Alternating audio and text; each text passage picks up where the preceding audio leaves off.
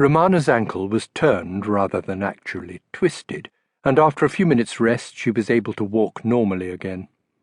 By the time they reached their destination, the sinister green twilight had receded, and the tower's ivy-covered walls were basking peacefully in the rays of the late afternoon sun. They were marched through a great arched doorway into the darkness of the tower.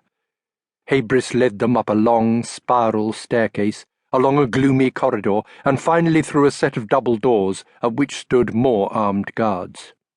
"You'll wait here, please. Do not move." Habris bowed and withdrew. The doors closed behind him. Romana and the doctor looked round.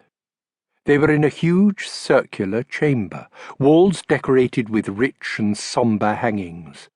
On a raised dais at the far end were twin thrones, side by side. The whole place had an atmosphere of gloomy splendour, and was obviously some kind of formal stateroom. Yet there was something odd about it, too, thought Romana, something incongruous, as though the room had originally been designed for some other purpose altogether. The doctor, too, seemed puzzled by his surroundings. Disregarding Habris's order to stay put, he began prowling about the room. "Funny about the windows." "There aren't any windows." "Exactly," said the doctor. "And then there's the general architectural style. Rococo, would you call it?" "No, I wouldn't." "Neither would I." The doctor rapped one of the walls with his knuckles, then knelt and did the same to the floor. He looked up at the puzzled Romana. "Just testing a theory." Looking over the doctor's shoulder, Romana gave a sudden gasp of horror. The doctor straightened up and turned around. Two figures stood before the twin thrones.